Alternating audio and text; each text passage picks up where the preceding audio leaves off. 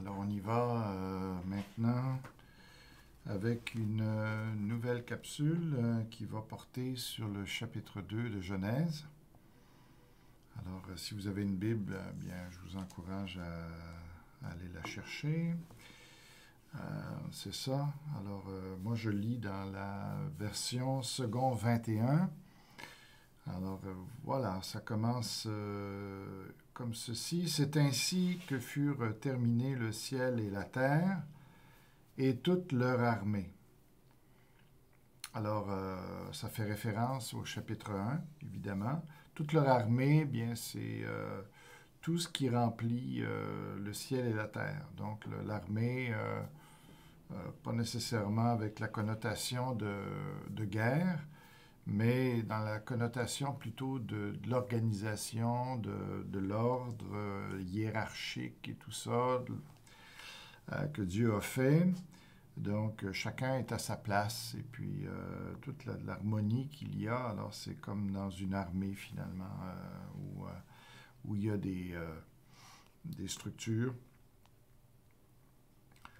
Le septième jour, Dieu mit un terme à son travail de création. Donc, à partir de là, Dieu ne crée plus. C'est terminé. Et aujourd'hui encore, c'est terminé du point de vue de la création. Hein. Ça ne veut pas dire que Dieu ne travaille plus, qu'il n'agit plus, évidemment, mais pas dans un sens de création. Création, en tout cas, par rapport à ce monde-ci. Il y a une nouvelle création qui se fait en nous quand on accepte Jésus-Christ. Donc, c'est ça. Et puis, mais par rapport à ce monde-ci, en tout cas, il n'y aura pas de création. Par rapport à un nouveau monde que Dieu va établir, Dieu nous a recréés, si on peut dire, en Jésus-Christ.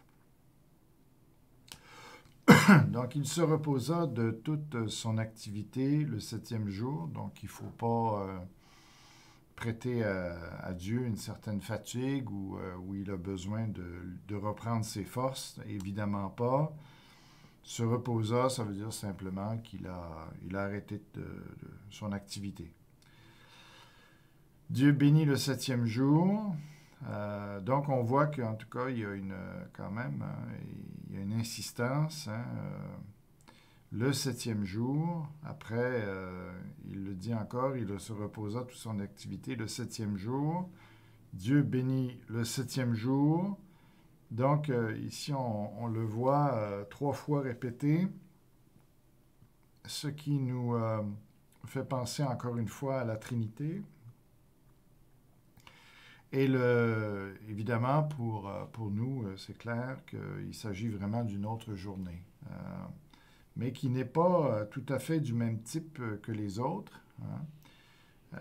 D'ailleurs, c'est ce qu'il va dire aussi, étant donné qu'il le désigne comme un jour saint. Donc, on voit même dans la structure de ce jour-là, on ne parle pas d'un soir, d'un matin, comme les autres, parce que la nature de ce jour-là est différente.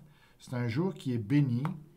Ça veut dire dans la mesure où on prend ce jour-là pour se reposer, nous, parce qu'ici, Dieu donne un modèle. Il se repose aussi pour qu'on se repose le septième jour.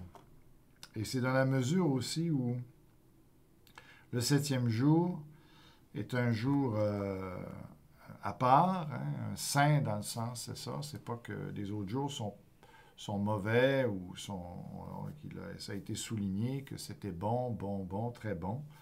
Donc, ça n'a pas rapport ici à... C'est pas un jour plus saint dans le sens de plus parfait que les autres jours, non. Mais c'est un jour qui est mis à part, qui est saint ici, qui est séparé des autres, qui est vraiment, on le voit comme j'ai dit, dans sa structure. Et ce jour-là, ça va être un jour où Dieu bénit, donc fait du bien particulièrement à sa création, fait du bien à l'homme.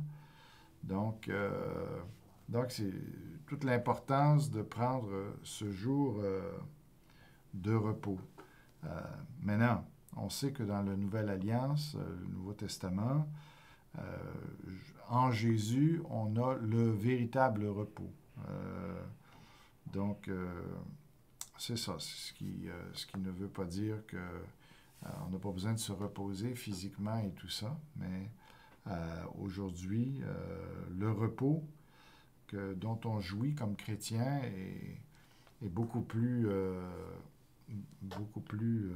riche, si on peut parler comme ça. Alors Dieu bénit le septième jour, et donc ceux qui prennent ce septième jour-là pour se reposer, il y a une bénédiction qui vient avec. C'est pas seulement au niveau physique, mais au niveau spirituel aussi. C'est un jour, Dieu a prévu ce jour-là qu'il soit à part, qu'on ne travaille pas, parce que normalement, on devait prendre notre temps avec Dieu ou on devait consacrer cette journée-là pour Dieu. Maintenant, un peu comme pour nous, un peu justement le fait que le Saint-Esprit soit en nous, que Jésus soit en nous, soit notre repos, ça bouscule les choses, ça change la dynamique. On a peut-être pas autant besoin aujourd'hui d'un jour à part pour adorer Dieu, pour se consacrer à Dieu, parce que Dieu s'est organisé pour que chaque jour, finalement, pour un chrétien, c'est son sabbat. Chaque jour, c'est son jour de repos, son jour où il est béni, son jour où il est consacré à Dieu. Donc, c'est beaucoup plus étendu comme repos spirituel. Ça ne veut pas dire qu'au niveau pratique, c'est pas bien d'avoir un jour de repos, même pour adorer Dieu, pour aller à l'église et tout ça. Je pense que c'est une bonne chose. Mais le chrétien n'est pas limité à ça. Son repos aujourd'hui est beaucoup plus vaste, beaucoup plus riche, comme j'ai dit. Dieu bénit le septième jour, en fit un jour saint, mais là, avant la nouvelle naissance, avant la venue du Saint-Esprit dans le corps de l'homme, dans le cœur des hommes, eh bien, c'était important au moins que une fois par semaine, une journée par semaine, l'homme se consacre à Dieu, pense à Dieu d'une manière spéciale. Donc, dans cette ancienne façon d'administrer la terre, avec les possibilités qui étaient là, c'était bon que l'organisation sociale respecte ce septième jour où personne ne travaille et on se repose comme Dieu et on a un temps aussi avec Dieu pour rester en communion avec lui. Parce que ce jour-là, il se reposa de toute son activité, donc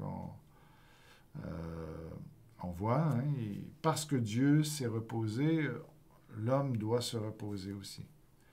De tout ce qu'il avait créé. Alors, on a fini hein, notre première semaine, ou en tout cas de création.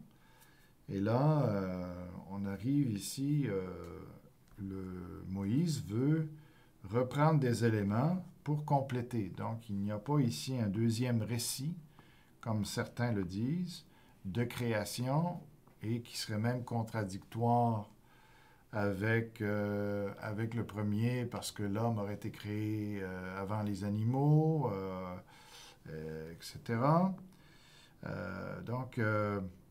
Alors, il n'y a pas de contradiction, ce n'est pas deux récits de la création. D'ailleurs, le mot créer n'y paraît pas, il me semble. Et à moins que je me trompe, mais je ne pense pas. C'est ça. Et puis, sinon, pour faire référence à ce que Dieu avait déjà fait, mais on va le lire de toute façon. Et puis, mais c'est pour compléter, pour détailler davantage comment ça s'est fait. Donc, c'est pas... il y a une reprise au niveau de la verdure. Il y a trois choses qui sont mentionnées. Hein. C'est la verdure, l'homme lui-même, comment il a été façonné, les animaux et les oiseaux. Alors, ça s'en tient à ça. Donc, c'est même incomplet parce qu'on ne parle pas des astres, on ne parle pas des poissons. ni de la lumière, tout ça. Donc, c'est incomplet. Pourquoi? Parce que le désir n'est pas de redonner une autre création, ou comme on a imaginé, c'est un autre récit qui aurait été amalgamé dans le texte avec le premier récit de la création, un autre récit d'ailleurs, et tout ça, tout un mélange comme ça. Pas du tout. C'est ça. Alors, j'aimerais aussi porter votre attention sur le fait qu'au premier chapitre, on parle toujours de Dieu. Dieu. Quand on parle du Créateur, on l'appelle Dieu. Hein, Elohim. Tandis que à partir du chapitre 2, le verset 4, hein, même les versets 1 à 3, c'est encore Dieu. Hein, Dieu tout court. Elohim. Donc, et puis, alors, tandis que, à partir du verset 4, 5, surtout le verset 5, lorsque l'Éternel Dieu fit la terre et le ciel, donc là, c'est un terme de transition, où plus tard, on va parler dans le reste de la Genèse, on va parler de l'Éternel. Mais pendant du chapitre 2, chapitre 3, on utilise le terme l'Éternel Dieu. Donc, c'est un terme de transition, un terme de jonction. On va regarder, par exemple, avec moi au chapitre 4. Là, on parle vraiment, c'est juste l'Éternel. Hein? On peut prendre juste le verset 3, par exemple. Au bout de quelque temps, Caïn fit une offrande des produits de la terre à l'Éternel. Et ça se continue comme ça. C'est plus l'Éternel Dieu.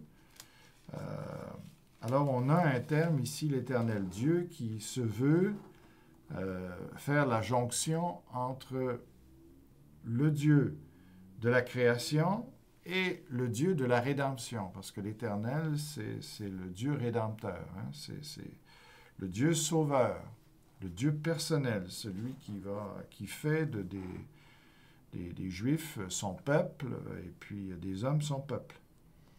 Alors, ça n'a pas la même connotation, ok? Donc, mais pour être sûr qu'on n'est pas en train de séparer le Dieu créateur du Dieu sauveur, eh bien, on a utilisé ici, c'est ça qui est bien de remarquer, dans le chapitre 2 et 3, on a utilisé un terme de jonction, l'Éternel Dieu, pour montrer qu'il s'agit exactement du même Dieu, sauf que les termes sont en train de désigner son rôle. Donc, ce n'est pas des noms absolus, si on peut dire. C'est des noms qui correspondent à l'action de Dieu et puis au rôle qu'il joue. Donc, au premier chapitre, c'est le Dieu créateur, Elohim, ou Eloah.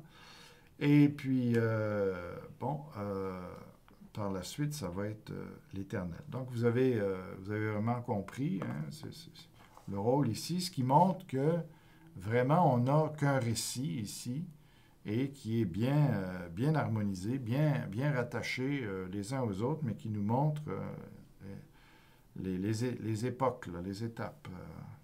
Okay? Aussi, le chapitre 2, ça veut présenter comme... il y a un terme qu'on utilise, c'est le terme toledot en hébreu, ici qu'on traduit dans la seconde 21, « Telle fut l'histoire du ciel et de la terre quand ils furent créés ». Donc, il y en a qui veulent rattacher ça au premier chapitre, de ce qui vient avant, dire que, bon, voici ce qui a été fait avant, mais pour moi, ça ne fait pas trop de sens parce que déjà, dans les 3 premiers versets, il était question déjà, c'est ainsi au verset 1, c'est ainsi que furent terminés le ciel et la terre et toute leur armée.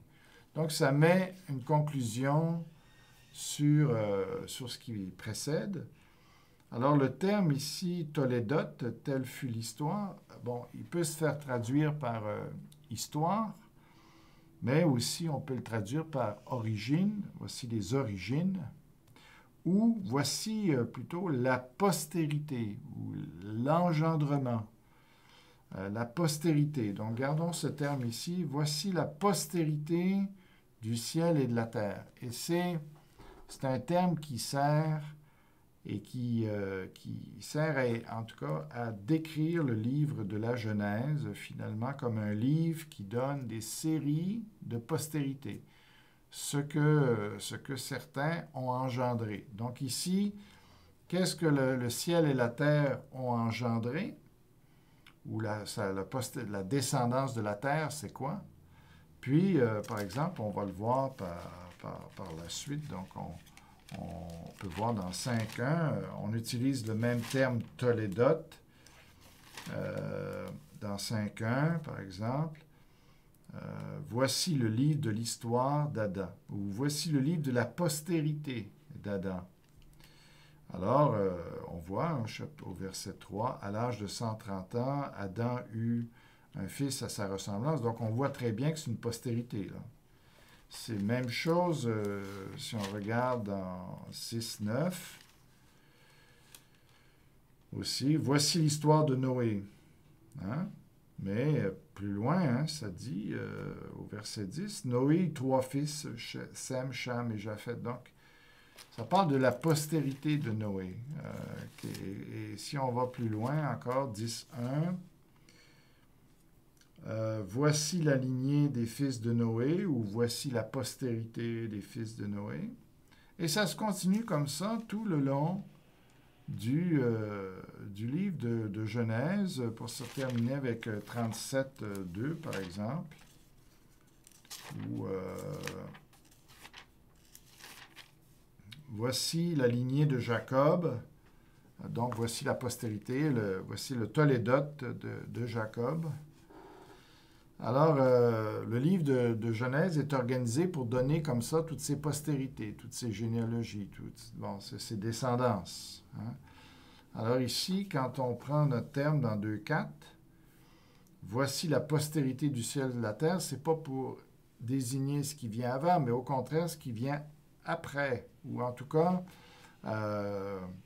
qui vient expliquer comment la terre, le ciel et la terre ont engendré les choses. Donc, la verdure s'est présentée comme une postérité de la terre. C'est comme si la terre avait donné naissance à la verdure, à l'être humain, aux animaux. Donc, ça montre le rôle que la terre, comment Dieu s'est servi de la terre. Il ne l'a pas fait indépendamment de la terre, mais il s'est servi de la terre, s'est servi de ce qu'il avait déjà créé pour créer d'autres choses. C'est ça. Alors, c'est présenté, la verdure était présentée comme une postérité de la terre. L'homme est présenté comme une postérité de la terre. Vous comprenez? Et c'est en ligne avec les autres postérités qui sont, humaines et tout ça, mais vous comprenez. Hein? Telle fut donc la postérité du ciel et la terre quand ils furent créés.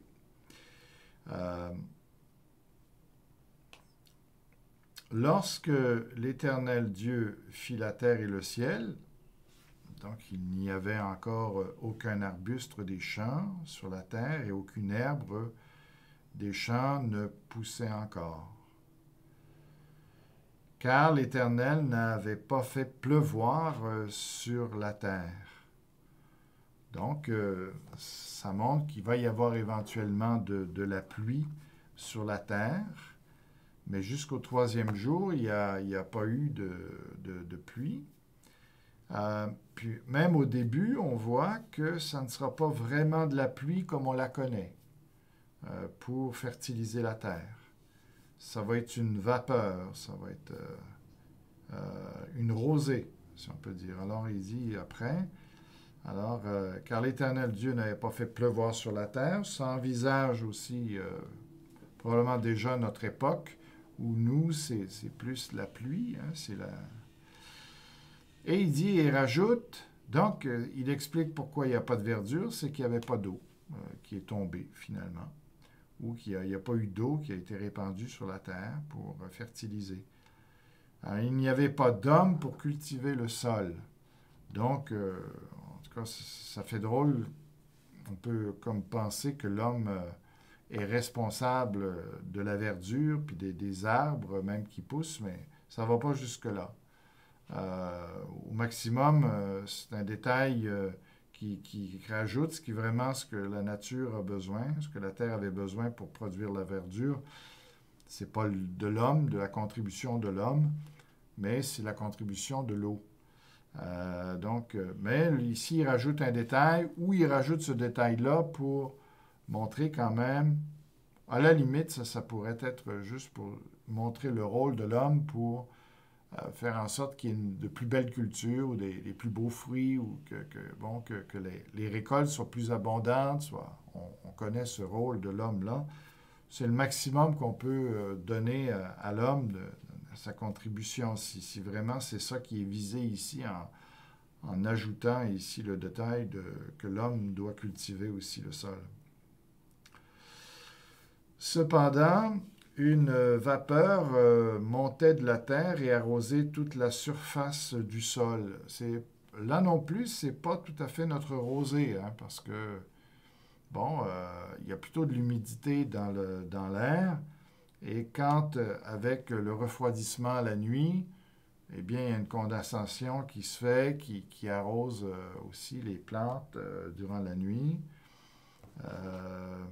Mais c'est pas de ça ici qu'on semble parler même ici, parce que ça dit une vapeur montait de la terre, tandis que la rosée, c'est plus l'eau qui vient de la condensation, hein, de l'humidité. Donc ici, on semble parler d'un autre phénomène. On pense qu'il n'y avait pas les mêmes saisons que nous avons, avec l'hiver, avec tout ça, avec tous ces changements-là à cette époque-là. C'était beaucoup plus uniforme sur toute la Terre. La température variait beaucoup moins à cause d'un effet de serre où, bon, on chauffe la boule, mais toute l'énergie se trouve répartie sur la Terre à ce moment-là, dans la sphère. Et donc, cette idée de refroidissement qui condenserait l'humidité et tout ça, peut-être ça ne fonctionnait pas à ce moment-là. On peut penser que ça ne fonctionnait pas. Mais ici, Dieu a utilisé un autre phénomène. Une vapeur montait de la terre et arrosait toute la surface du sol. Bon, quelle loi était en jeu à ce moment-là? On sait qu'il y avait des sources. On voit ça avec le déluge. Il y avait des sources d'eau abondantes sous la terre. Donc, Dieu a pu, d'une façon ou d'une autre, faire jaillir cette eau-là pour que ça vienne arroser la surface du sol. Alors, l'Éternel Dieu façonna l'homme avec la poussière de la terre. C'est là qu'on voit la postérité de la terre, même pour l'homme. Hein. La terre a permis de façonner le corps de l'homme, l'argile, si on peut dire. Donc, Dieu a utilisé la terre. Il aurait pu ne pas le faire, mais là, il a utilisé la terre. Aussi dans la perspective que l'homme va revenir à la terre plus tard avec le péché. C'est ça. Et puis, mais ça veut dire qu'aussi, il faut reconnaître l'aspect un peu indigne de l'être humain, qu'on est juste fait à la limite de la poussière. Donc, c'est vraiment Dieu qui va donner une noblesse par rapport à ça, parce qu'autrement, les éléments avec lesquels on est créé, il n'y a rien pour s'enorgueillir. D'ailleurs, on va voir que les animaux aussi ont été créés de la même manière. Alors, Dieu façonna l'homme avec la poussière, il insuffla un souffle de vie dans ses narines. Donc, ça veut dire que l'homme s'est mis à respirer, tout simplement. Ce n'est pas nécessairement que Dieu a soufflé dans les narines, mais ce souffle est perceptible au travers de nos narines. Hein, on respire surtout, pas avec la bouche, mais avec le nez. Donc, on sait très bien, bon, ici, on décrit quelque chose à partir de la réalité qu'on perçoit. Alors, c'est ça. Et l'homme devint un être vivant. Donc, jusque-là, il n'était pas un être vivant. Alors, en hébreu, ça dit une âme vivante, vraiment. Alors, il y a tout ce débat-là. Est-ce que l'homme est composé de 2 parties ou il est composé de 3 parties, l'esprit, l'âme, le corps, ou juste un esprit, âme et le corps? Alors, c'est un débat. Je ne veux pas entrer là-dedans tout de suite, mais en tout cas, il y a un indice ici. Il insuffla un souffle de vie dans les narines de l'homme. Donc, on voit qu'il y a 2 composantes au moins, une partie matérielle et une partie spirituelle, le souffle de Dieu ou l'esprit de Dieu qui vient dans l'homme, dans la partie matérielle de l'homme. Et ça donne un être vivant ou une âme vivante. Alors, est-ce que le mot être vivant désigne un tout, vous savez, qui finalement, l'âme ne serait pas une partie égale avec le corps et l'esprit, l'esprit, âme, corps dans ce sens-là, mais une espèce de triangle où bon, d'abord le corps, l'esprit qui vient, ce qui donne un triangle. Le résultat de ça, c'est l'âme. L'âme serait l'ensemble du corps et de l'esprit mis ensemble, mais ce n'est pas une partie à part égale avec les autres. On peut le voir comme ça, ou on peut voir, étant donné que le terme c'est l'âme vivante, donc on pourrait avoir une âme morte, donc l'aspect vie, ici, va avec le souffle de vie,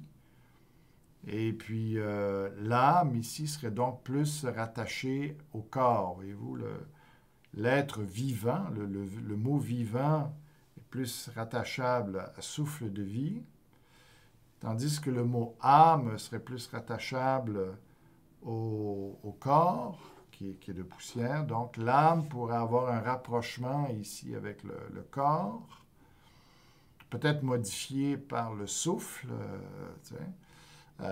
Donc, l'âme pourrait être ici un corps plus évolué, ou en tout cas quelque chose comme ça.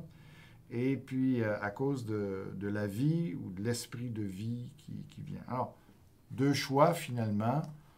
Soit qu'on divise les termes âme vivante, qu'on les traite un petit peu séparément, ou bien qu'on regarde ici l'expression âme vivante dans un sens être vivant, ce qui est la position ici de cette version.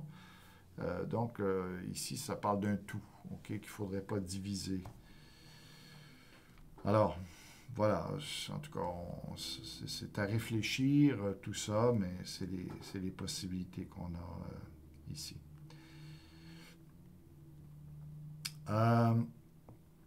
L'Éternel Dieu planta un jardin en Éden, donc au travers de toute la terre, la verdure là, a commencé à pousser partout. Hein. L'homme a été fait quelque part sur la terre. Il a été pris de la terre en dehors du jardin. Il n'y avait pas de jardin à ce moment-là.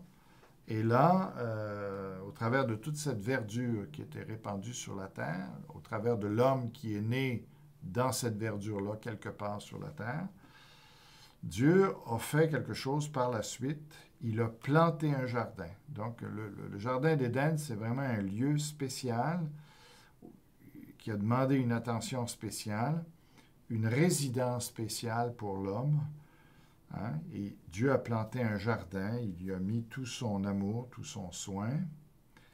Et puis en Éden, donc il y avait différents pays sur la terre tel que Dieu, lui, le concevait à ce moment-là.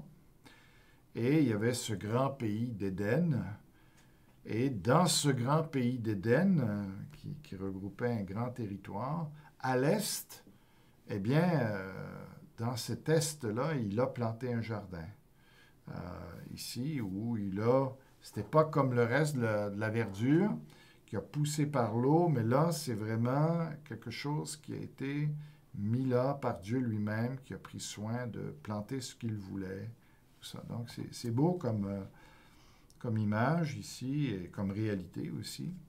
Et il y mit l'homme qu'il avait façonné. Donc, il a transporté littéralement, il a pris l'homme qui était en dehors du jardin à ce moment-là, et il l'a conduit dans le jardin. De quelle manière, c'est pas dit. Alors, pour que l'homme probablement réalise aussi l'amour que Dieu avait pour lui, de lui montrer, bien voici ce qui est le reste de la terre, voici ce qui est là où tu as été façonné, et puis, mais là, je te mets dans un lieu, en tout cas, spécial que moi, j'ai préparé pour toi. Mais ça, c'est bien aussi, parce que je pense que ça montrait à Adam qu'il avait tout intérêt de rester dans le jardin et ne pas, en tout cas, ne pas retourner à l'extérieur, de voir tout l'amour de Dieu, tout le privilège qu'il avait dans ce jardin-là. Et finalement, ça l'avertissait davantage même par rapport à ce que Dieu va l'avertir plus tard, de ne pas manger de l'arbre de la connaissance. Il avait quand même une autre perspective, là. Il pouvait apprécier que le jardin, wow, c'était un soin spécial. Alors quand Dieu va lui dire, si tu manges de l'arbre de la connaissance du bien et du mal, eh bien, ça se pourrait que tu retournes, même si ce n'est pas dit dans ces mots-là, mais des fois, on blâme Dieu de dire, mais est-ce qu'Adam comprenait vraiment le choix qu'il avait? En tout cas, le texte nous dit que Adam en savait assez parce qu'il n'a pas été séduit, lui. Il a compris que ça n'avait pas d'allure. Ce que le serpent proposait, il ne fallait pas toucher à ça. Il y a touché quand même, mais pour une autre raison qu'une séduction intellectuelle. Donc ça pouvait l'aider justement, le fait qu'il a vécu à l'extérieur du jardin. Ça pouvait l'aider à... Oups, attends un peu. Donc, ça, on ne souligne pas ça souvent dans les commentaires, mais moi, je vois ici cela. Hein. Alors, l'Éternel Dieu fit pousser du sol des arbres de toutes sortes. Donc, il y a un soin spécial ici, agréable à voir et porteur de fruits bons à manger. Dieu voulait ce qu'il y avait de meilleur pour l'homme. Il fit pousser l'arbre de vie au milieu du jardin, ainsi que l'arbre de la connaissance du bien et du mal. Donc, 2 arbres au milieu du jardin, ça aussi c'est important. Donc, c'est l'arbre le plus important, c'est l'arbre au centre vraiment, qui était l'arbre de vie. Mais pourquoi l'arbre de vie? Ça montre que l'homme n'est pas immortel en lui-même. D'abord parce qu'il devait manger. Si l'homme avait été vraiment immortel, il n'aurait même pas eu besoin de manger, hein, de se nourrir. Donc, il est déjà physiquement, on voit qu'il a besoin de se nourrir pour continuer à vivre. Mais alors, à quoi sert cet arbre de vie? Puisque, bon, Adam et Ève, ou Adam est vivant, donc, à quoi sert cet arbre de vie? Alors, il se distingue des autres arbres qui nourrissent aussi Adam et Ève et qui leur donnaient la vie dans ce sens-là. Alors, ici, il faut comprendre que l'arbre de vie, c'était pour perpétuer, ou si on peut dire, pour prolonger la vie de l'homme, dans le sens cet arbre était utile que l'homme pouvait se blesser, pouvait aussi, avec le temps, pouvait perdre de l'énergie, pouvait se fatiguer. Les fruits et les légumes n'étaient pas suffisants pour donner l'éternité à l'homme. Donc, l'arbre de vie était là pour assurer la vie éternelle de l'homme. Mais pas comme une possession qu'il a, il mange juste une fois de l'arbre de vie, puis c'est fini. Non. C'était quelque chose qu'il devait renouveler. Il devait revenir vers l'arbre pour en manger, pour quand il sentait que, bon, il sentait qu'il y avait des choses à corriger dans son corps, où il avait peut-être moins de force, eh bien, l'arbre était toujours là. Ça évitait le vieillissement. Donc, ici, pour la vie de tous les jours, les arbres de fruits et les légumes étaient suffisants, mais pour combattre le vieillissement puis lui donner finalement la vie éternelle à force et à mesure qu'il en mange de cet arbre de vie, eh bien, c'est ça. Alors, la vie éternelle, c'était dans ce sens-là qu'elle était. Mais en lui-même, l'homme n'était pas immortel. Il avait besoin de choses extérieures pour lui permettre de vivre éternellement. S'il remplissait ces conditions-là, de manger et de manger aussi de l'arbre de vie, ben, il restait éternel. Il n'aurait pas vieilli, ses blessures se seraient réparées d'elles-mêmes, tout ça. Donc, c'était un arbre merveilleux. L'autre arbre, il ne fallait pas y toucher. C'était la façon que Dieu allait tester. Est-ce que l'homme allait le servir et l'adorer par choix ou ou non? Alors, Dieu ne voulait pas une adoration sans possibilité de désobéissance. Alors, il voulait un amour sincère. Alors, il a pris un risque en mettant un arbre la connaissance du bien et du mal, mais c'est ça, c'est de cette manière-là qu'il a éprouvé la volonté puis la liberté de l'homme de lui rester attaché, que ça vienne de l'homme, cette adoration-là, que c'est pas parce qu'il n'y a pas de choix, il n'y a pas de liberté. Bon, ok, vous avez compris. L'arbre de la connaissance du bien et du mal, c'est l'arbre de la conscience, c'est l'arbre de la faculté de voir qu'il il y a du bien, mais il y a l'inverse aussi. Avec les choses, on peut aussi autant faire du bien qu'on peut, par l'inverse, faire du mal. L'homme n'avait pas il n'aurait pas pu imaginer avant ça pouvoir faire du mal avec des choses. Il n'aurait pas pu prendre une branche et puis avoir pensé que cogner quelqu'un d'autre avec, c'était la seule utilité qu'une branche pouvait avoir, qu'une roche pouvait avoir, n'importe quoi, c'est d'en faire du bien. Et c'est tout. L'idée de pouvoir faire du mal avec ça, c'était impossible. Avec l'arbre de la connaissance du bien, c'est non seulement une connaissance qui est venue intellectuelle, mais c'est aussi la possibilité de faire le mal. Alors, c'est grave comme arbre. C'est pas juste une connaissance là, extérieure qui ne me change pas, qui ne me pousse pas vers le mal. Non, c'est ça qui est le problème avec ça. C'est que, oui, tu vas connaître le mal, mais tu vas aussi le faire. Alors, c'est ça.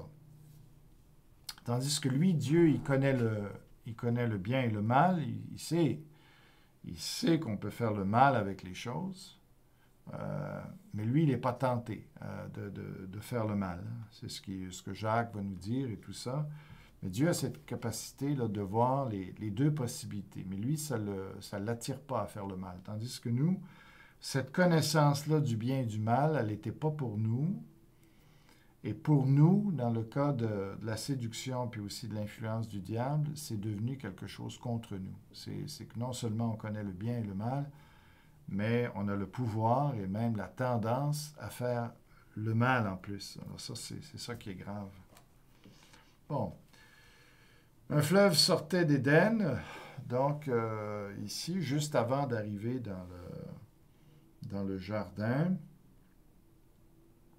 Alors, il y avait un fleuve, en tout cas, qui arrivait dans le jardin, unique, qui devait être immense, j'imagine, et qui fertilisait les arbres du jardin. Donc, on voit qu'il y avait abondance d'eau, donc la verdure, la végétation du jardin était merveilleusement arrosée. Et de là se divisait en 4 bras, donc 4 fleuves, 4 petits, plus petits fleuves en tout cas. Le nom du premier, c'est Pichon, il entoure tout le pays d'Avila. C'est difficile de voir exactement où sont ces fleuves-là parce que le déluge a bouleversé la géographie de la Terre et ça a changé mais c'est certainement pas des fleuves imaginaires, figuratifs. Non, c'est des vrais fleuves. La preuve, c'est qu'on parle aussi parmi ces fleuves-là du Tigre et de l'Euphrate. Donc, le Tigre et l'Euphrate, ça existe encore aujourd'hui. Donc, on voit que c'est des fleuves très, très réels. Mais le déluge nous a fait en sorte que les 2 premiers sont difficiles à situer. Il y a des fleuves dans ce coin-là, mais lesquels c'est exactement, c'est difficile à retrouver, à retracer. Donc, mais la manière qu'on voit que ça semble être organisé, en tout cas ce qui est le plus raisonnable de le penser, c'est que donc l'Euphrate serait le dernier. Donc si on va de l'ouest, l'Euphrate étant le plus à l'ouest, on remonte vers l'est, on a le Tigre. Donc on peut penser, si c'est vraiment la direction, que finalement le Guillon serait le troisième plus à l'est. Et vous auriez après le Pichon qui en remontant serait le plus à l'est, même nord-est. En tout cas, vous voyez un peu le mouvement là. Puis, donc, il faudrait chercher le jardin d'Éden, quelque part, Turquie, Arménie, ce coin-là, à l'origine. Et puis l'Éden dans la région en haut, par exemple, de l'Irak, de l'Iran, de la Palestine, tout ça. En tout cas, ça serait à l'origine, ça. Mais aujourd'hui, c'est vraiment très difficile à cause du déluge de retrouver l'Éden originel. C'est ça. Et ça ne semble pas être la Palestine non plus. OK? Voilà. Alors, on continue. Je vais... c'est ça. Il dit, l'Éternel Dieu prit l'homme, le plaça dans le jardin d'Éden pour qu'il le cultive et le garde. Donc, le cultive, c'est pas compliqué. OK? Parce que, bon, il avait quand même sa contribution à faire pour que ça pousse mieux. Et puis, il fallait qu'il organise le jardin et tout ça. Le garder, ça, c'est drôle un peu parce que qui peut menacer le jardin? Est-ce que c'est les animaux qui, en broutant ou pouvaient le détériorer? Peut-être. Mais on peut voir ici aussi que Dieu avertit déjà Adam de le garder contre le serpent. Ici. Dieu savait ce qui s'en venait et il fallait que Adam soit sur ses gardes et il devait protéger le jardin contre le diable. Donc, on voit que quand même que l'homme est beaucoup mieux préparé des fois qu'on pense à la venue du serpent puis à la séduction. Et puis, il comprenait plus que ce qu'on pense, même la mort, et puis ce que pouvait être le résultat de son péché. L'Éternel Dieu donna cet ordre à l'homme, tu pourras manger les fruits de tous les arbres du jardin. Donc, la plupart des choses sont accessibles.